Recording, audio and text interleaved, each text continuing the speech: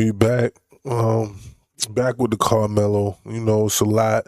It's a lot. People mad, but we gotta talk about it, man. It's a lot of mixed emotions. You know what I mean? We gotta talk it out. Gotta be dialogue. Welcome back into Live Now from Fox, and we are tracking the latest with that trial coming out of Texas, where we do have that verdict and sentencing now into that trial, where this coming from Fox News' X account breaking. Karmelo Anthony has been sentenced to 35 years in prison. Anthony was found guilty of murder on Tuesday for the stabbing death of Austin Metcalf at a high school track meet. He will be eligible for parole after half time served. And this case really grabbed the entire country by storm here. A lot of eyes on it across the world. And this is where we want to bring in Kelly Hyman, who is an attorney and legal analyst, who is here to break down the latest with us. Kelly, thank you so much for being with us this morning. So can you break down the arguments of both sides here for us when it comes to the prosecution and defense as well? Which of the prosecutions I feel like day one, when the father came and said he forgave him and wanted to walk Karmelo through the whole process, I think the defense should have jumped on that. They should have definitely jumped on that.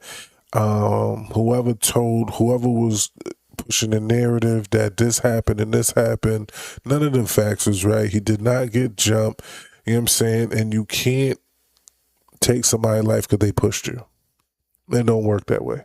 It doesn't work that way in no state in America. All that, stand your ground and self-defense. No, it don't work that way. It doesn't work that way at all. So I don't know, man. I just feel like he got a raw deal. You know what I'm saying? It was unfortunate on both parties, man. And it's like, I'm about to see what she got to say. prosecution's arguments really could have been the deciding factor here for the jury? The prosecution brought the case and they have the burden. What that means is they need to prove each element of the causes of action. And so the charge was murder. And for the prosecution standpoint, in order to prove that, they must prove that defendant intentionally or knowingly killed another person or intentionally caused them harm. Intent is really key. From the defense standpoint, they don't have to prove anything. They just have a defense, and their defense was self-defense. But ultimately, based on the evidence presented by the prosecutor, the jury came back and convicted him of murder. And we do have here this X-Post with the Fox News US, where it shows the new mugshot. Karmelo Anthony, photographed after conviction for murdering Austin Metcalf in the Texas track meet stabbing last year. The fatal attack happened in April 2025 at a high school athletic event, and Anthony has now... You know what I just thought? Like, why didn't Black Lives Matter pay for his whole defense? They buying mansions, you know what I'm saying? All these people going down buying luxurious cars, mansions, designer clothes. Why did they have to even do a GoFundMe? Why didn't they pay for his whole defense? Yeah, I just thought about that. Like, that's crazy. Like, why they don't do that? What's all the talking and the protesting for when y'all got millions and millions of dollars? Why y'all not like paying people legal fees? Like, why y'all not doing that? That's what people need. I digress. Been sentenced for the killing, and this is credit to the Collin County Sheriff's Office. So we know during the court trial as well that there were potential reasons the jury opted for a murder conviction rather than a lesser charge of manslaughter. Could you break down the reasonings behind this as well? Sure. So the jury heard evidence, and based on the evidence presented, they believe that the lesser charge of manslaughter shouldn't apply. And so what exactly is manslaughter? Manslaughter is a reckless killing. But if we go to the regular murder, that has the intent or knowing. And so based on multiple witnesses, I think it was a reckless killing. You know what I'm saying? Yes, he was I think it's two things could be read at the same time. It was definitely intent to harm, but you could even tell by the body camera, he was shocked when he was like, oh man, he passed away. Like, it was definitely a reckless act, and I still stand on it. I'm gonna stand on how I feel. I think it should be manslaughter, and it was definitely reckless. You understand what I'm saying? It was definitely reckless, but he didn't intend to kill him, but he definitely intended to harm him.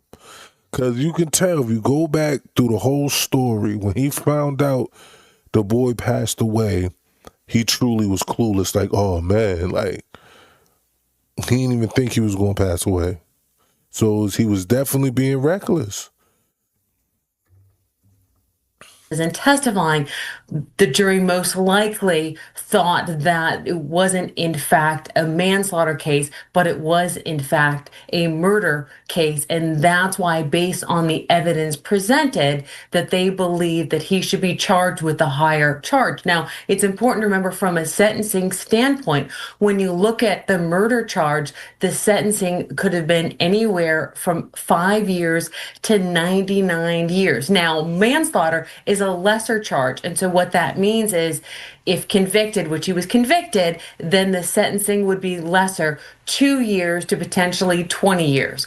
So based on the fact that they determined that it was murder, the manslaughter didn't apply. And when we look at the process of the jury deliberation when it comes to the sentencing, how does that look like when the jury is deliberating? Because the punishment could have been from 5 years to 99 years. How did the jury land on that 35-year mark? And how does that work as well when they decide parole, as he would be eligible for parole after half that time is served? Sure. So Texas has an interesting way of handling things. So first, in fact, there's the guilty phase. And then once there is the guilty phase, then there's kind of like a mini trial where, in fact, each side can put on evidence to present what exactly the penalty is. And both sides waived. They didn't have any type of opening statement. The prosecutor did not bring any witnesses, but the defense had his mother testify and basically ask for mercy on the court. So after hearing that, the jury made a determination whether to give him 5 years or 99 years. Now, the factors in which the jury would look at, they would look at the fact that the age of the victim, also the age of the defendant. Now, it's important to remember that he was 17 at the time. And so what that means is, from a legal perspective, that the death penalty and life in jail without the possibility of parole was not on the table. So they didn't have to deal with that. But considering the defendant's age, also his criminal record, his history, his grade point average, considering all the different factors. And it's important to remember that the 12 jurors, when making a determination on the exact amount, how long, they must unanimously agree. So probably back in the jury room, there was discussions on what you think is fair between that time period, knowing that he was 17 at the time, and potentially said, okay,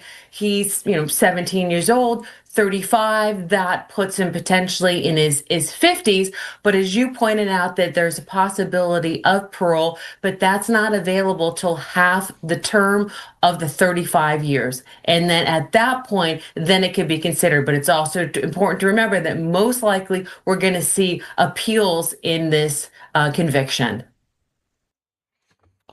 I'm in it right here, man. I just feel like, man, hope somebody learned a lesson. Hope he learned a lesson. I hope a lot of young people learned a lesson. Don't come outside with criminal intent, with, you know what I'm saying, because you'll never know. You think something might be self-defense, and then look, you turn around and now you're spending the rest of your, most of your life behind bars. And it's like, I pray for him, pray for his family, pray for the victim. Like, it's all around a sad situation. Shout out to everybody in the comments, the people that disagree with me. Shout out to you too. It's not about living in the echo chamber. It's about having dialogue, and it's about listening to all opinions and learning how to talk things through, and not always getting riled up and being emotional about things. And this situation should show people that, especially adults, like, it's the adults that need to teach decorum. men, women, teachers, you know, coaches, just as adults, we got to show better examples. And if children keep seeing us arguing on the internet, and every time we having a debate, people are, you know what I mean, getting out of character, and the emotions are flaring up, and we don't know how to control ourselves, then how the children going to control themselves? You know what I mean? But Tommy G TV, we here for it, and we're going to keep putting these videos out. Shout out to the people that comment, who watch, who like, and just like I said, shout out to the people that disagree. Come back. Let's keep talking. Let's keep the conversation going. Tommy G, I'm out.